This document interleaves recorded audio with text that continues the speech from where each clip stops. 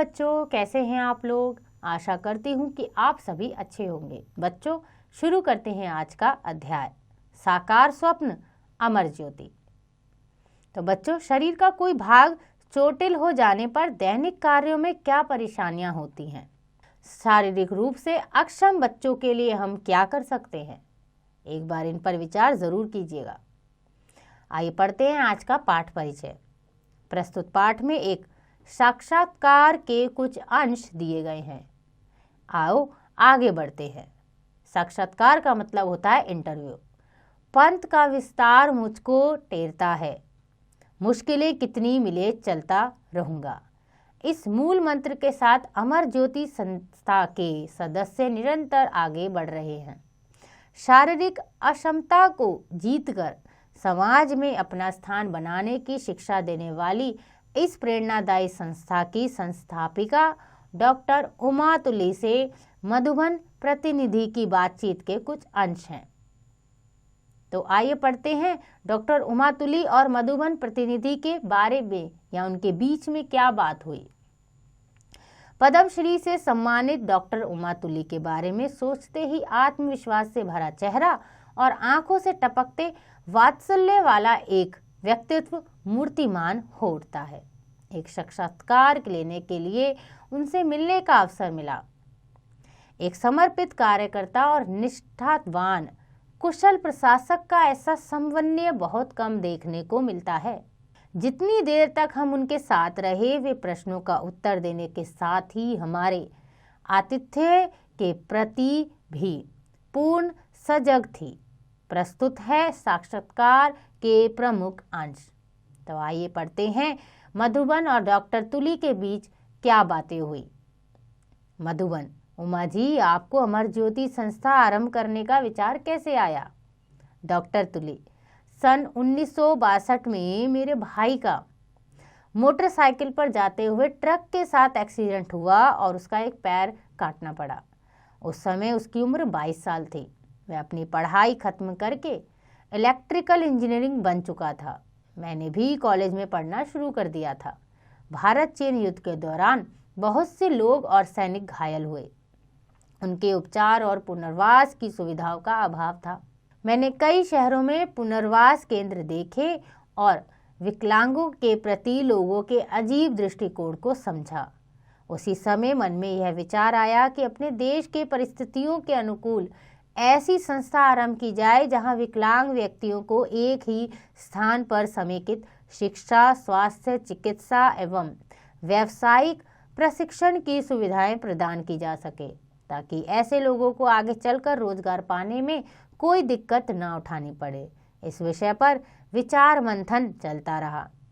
तो डॉक्टर तुली ने बताया कि एक ऐसी घटना हुई जिसमें मैंने ये देखा कि लोग विकलांगों को जब देखते हैं तो उनके प्रति उनका व्यवहार अच्छा नहीं होता। इसलिए मैं चाहती थी कि उनके व्यवहार को सही रखें और हम एक ऐसी संस्था बनाएं जिसमें विकलांगों के प्रति एक अच्छा व्यवहार हो या लोग उनको समझें। मधुबन: आपने अपने विचारों को साकार रूप कब दिया? डॉक्टर तुली: 1981 में एक पेड़ के नीचे 30 बच्चों के साथ मैंने यह प्रयोग शुरू किया। इनमें शारीरिक रूप से अक्षम और सक्षम दोनों ही प्रकार के बच्चे थे। हमने यह संस्था अस्थि विकलांगता वाले यानी ऑर्थोपेडिकली चैलेंज्ड बच्चों से आरंभ की थी, पर आज यहाँ दृष्टिबाधित, सीमित बुद्धि वाले, श्रवण बाधित, सीखने की समस्या वाले, बोली और संचार समस्याओं वाले, स्वास्थ्य समस्याओं वाले सभी तरह के बच्चे हैं। धीरे धीरे लोगों का ध्यान इस ओर गया और उन्होंने हमारे काम में सहायता देनी शुरू कर दी। यानी बच्चों, विकलांगता केवल शरीर से ही नहीं होती, बुद्धि से, दिमाग से, स्वास्थ्य से, बोली से, संचार से, इन सभी से अगर कोई बच्चा ग्रस्त है तो वो भी विकलांग ही है। तो इन सभी के बारे में डॉक्टर तुली ने सोचा। मधुबन कहते हैं, लगता है ये पंक्तियां आप पर सटीक बैठती हैं। मैं अकेला ही चला था जानिए मंजिल अगर, लोग आते गए और कारवां बनता गया। तभी डॉक्टर तुली कहते हैं, हाँ आप ऐसा कह सकते हैं। 1984 में हमें ज़मीन मिल गई और हमने अपनी बिल्डिंग बनानी शुरू कर दी।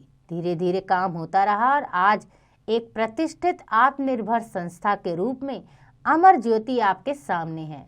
हमारी संस्था ही एक शाखा ग्वालियर में भी है। मधुबन, अमर ज्योति कुल कितने बच्चों को शिक्षित कर रही है?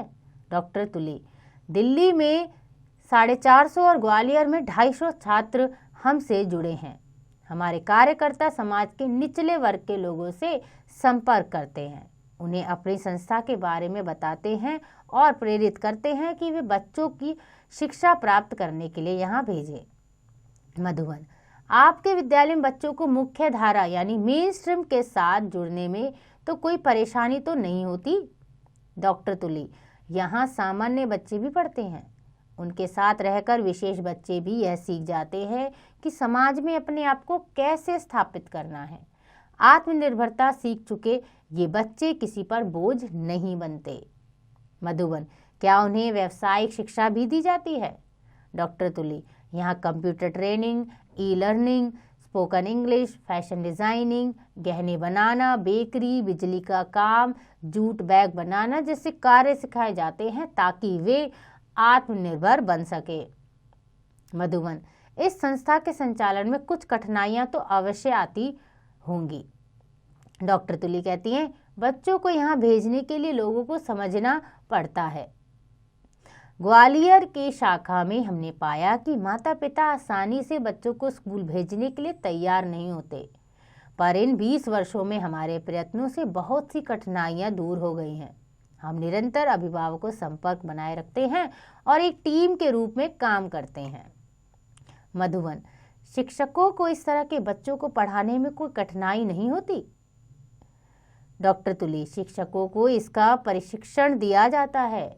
वे छात्रों की योग्यता और रुझान के अनुसार प्रशिक्षण देने की कोशिश करते हैं।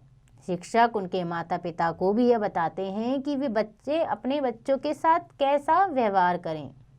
मधुबन, पढ़ाई लिखाई और व्यावसायिक शिक्षा के अतिरिक्त यहाँ के बच्चे और किन गतिविधियों से जुड़े हैं?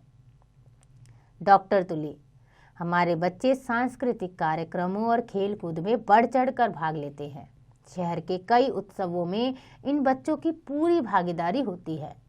पहिए वाली कुर्सी यानी व्हील चेयर पर बैठकर की गई इन बच्चों की नृत्य प्रस्तुति को तो विदेशों में भी सराहा गया है। मधुबन, इन बच्चों से हम क्या सीख सकते हैं? डॉक्टर तुली, इन बच्चों की मुस्कुराहट और आत्मसंतोष की भावना हमें विषम परिस्थितियों में भी हंसते रहना सिखाती है। अपनी अक्षमता को जीतकर सार्थक जीवन जीने के इनके प्रयास हमें बाधाओं का सामना करने की प्रेरणा देते हैं। मधुबन, समाज से आप क्या अपेक्षा करती हैं? तो डॉक्टर तुली कहते हैं, सर्वप्रथम तो मैं यही चाहती हूँ कि ये बच्चे समाज की मुख्य धारा से जुड़े और इस कार्य को समाज अपना कर्तव्य समझे। इन पर दया न करके इन्हें इनका हक दिया जाना चाहिए। सभी सार्वजनिक स्थानों पर इनके लिए आवश्यक सुविधाएं दी जानी चाहिए, जिससे ये अपने कार्य अपने आप कर सके, दूसरों पर निर्भर न रहें। इनके लिए सुविधाजनक बसों का प्रबंध भी किया जाना चाहिए। इन्हें समान अवसर एवं पूर्ण भागीदारी का अधिकार है। मैं चाहती हूँ कि अधिक से अधिक लोग हमारी समुदाय आधारित पुनर्वास इकाई यानी कम्युनिटी बेस्ड रिहैबिलिटेशन यूनिट से जुड़ें और अन्य लोगों भी जागरूकता पैदा करें। हम सभी को ऐसे प्रयास करने चाहिए जिनसे शारीरिक और बौद्धिक अक्षमता वाले बच्चों का जीवन सामान्य हो सके। मधुबन, कुछ ऐसा विशेष जो आप हमें बताना चाहती हो? डॉक्टर तुली, जरूर। 26 जनवरी 1995 की गणतंत्र परेड में इन बच्चों ने एक ट्रेलर पर भांगड़ा नृत्य प्रस्तुत करते हुए अपनी क्षमताओं का प्रदर्शन किया। उसके बाद से ये कई बार परेड का हिस्सा बने। वर्ष 2000 में हम बच्चों को प्राग में आयोजित एबिलम्पिक्स में लेकर गए। वर्ष 2003 में भारत में भी एबिलम्पिक्स का आयोजन किया गया। अभी तक हुए 7 एबिलम्पिक्स में से हमारे देश में आयोजित प्रतियोगिता को सर्वश्रेष्ठ माना गया है। अमर ज्योति के बच्चों ने सन 2006 में एक सांस्कृतिक वर्ल्ड टूर के दौरान house of Commons, London, world bank, Washington, New York, Florida, Houston, Seattle और टोरंटो यानी कनाडा में ग्लिम्पसेस ऑफ एपिक्स नाम का सांस्कृतिक कार्यक्रम पेश किया। रामायण, महाभारत और कृष्ण लीला पर आधारित इस कार्यक्रम की हर जगह सराहना हुई। एक और बात, अक्टूबर 2010 में हुए राष्ट्रमंडल खेल यानी कि कॉमनवेल्थ गेम्स के समापन समारोह में भी हमारे छात्रों ने भाग लिया। अमर ज्योति के लगभग 150 छात्र और कार्यकर्ताओं ने भांगड़ा और व्हीलचेयर नृत्य प्रस्तुत किया। इन बच्चों ने साबित कर दिया कि वे किसी से कम नहीं और समान अवसर तथा पूर्ण भागीदारी मिलने से उनके लिए कुछ भी असंभव नहीं है। मधुबन, धन्यवाद उमा जी, न केवल इस साक्षात्कार के लिए बल्कि हमें अपने कर्तव्यों का पुनः स्मरण कराने के लिए भी। तो बच्चों, कितनी अच्छी बात बताई हमें डॉक्टर तुली ने। उनके किए गए कार्यों से क्या क्या संभव हो पाया।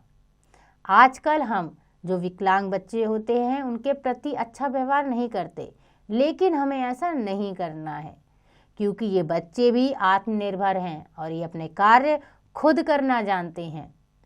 ये भी हमारे समान ही हैं और हमें उन्हें पूरे सम्मान के साथ पूरे ऐसे अवसर देने चाहिए कि वो हमारे साथ आगे बढ़े। आइए पढ़ते हैं प्रेरणा स्रोत डॉक्टर उमा तुली के परिचय। डॉक्टर उमा तुली का जन्म वर्ष 1943 में नई दिल्ली में हुआ था। शिक्षा दीक्षा ग्वालियर में हुई। पढ़ाई के साथ साथ करिकुलर एक्टिविटीज़ में भी उनकी रुचि रही। इनका व्यक्तित्व बहुआयामित है। जानी मानी शिक्षा शास्त्री, सामाजिक कार्यकर्ता, पुनर्वास अधिकारी होने के साथ ही खेलकूद में भी रुचि रखते हैं। भारत सरकार द्वारा शारीरिक रूप से असक्षम व्यक्तियों की चीफ कमिश्नर के रूप में चुनी जाने वाली ऐसी पहली सदस्य हैं जो भारतीय प्रशासनिक सेवा से नहीं हैं। इन्होंने अमर ज्योति ट्रस्ट की स्थापना की। यह ट्रस्ट एक ही कैंपस में शिक्षा, व्यावसायिक प्रशिक्षण, चिकित्सीय देखभाल और स्वरोजगार संबंधी अवसर उपलब्ध कराता है। यह संस्था दिल्ली और ग्वालियर दोनों स्थानों पर ऐसे केंद्र चला रही है। अमर ज्योति संस्थानों में इंक्लूसिव एजुकेशन का प्रावधान है। इंक्लूसिव यानी कि हर बच्चा एक साथ मिलकर पढ़ेगा। यह संस्था सामान्य और शारीरिक रूप से असक्षम बच्चों को समाज की मुख्य धारा मेन स्ट्रीम से जोड़ने के लिए भी प्रयत्नशील है। अमर ज्योति के शिक्षा कार्यक्रम को दिल्ली विश्वविद्यालय गुरु गोविंद सिंह और इंदिरा गांधी राष्ट्रीय मुक्त विश्वविद्यालय ने मान्यता प्रदान की है। सितंबर 2008 से Amar Jyoti charitable trust रिहाम्पटन university UK के सहयोग से एक प्रोफेशनल प्रैक्टिस सर्टिफिकेट कोर्स चला रहा है। रिहैबिलिटेशन काउंसिल ऑफ इंडिया ने इस कोर्स को मान्यता प्राप्त की है। डॉक्टर तुली ने देश भर में 5 नेशनल इंटीग्रेटेड स्पोर्ट्स समारोह आयोजित किए, जिनमें शारीरिक रूप से असक्षम और सामान्य छात्रों की भागीदारी बराबर रही है। डॉक्टर तुली भारत में रिहैबिलिटेशन इंटरनेशनल के राष्ट्रीय सचिव हैं। डॉक्टर तुली कई राष्ट्रीय और अंतर्राष्ट्रीय सेमिनारों में आलेख पाठ कर चुकी हैं। इन्होंने the spirit Trump's, better care of children with locomotor disability आदि पुस्तकें लिखी है। इनके सहयोग से वर्ष 1995 में पर्सन्स विद डिसेबिलिटी एक्ट बना।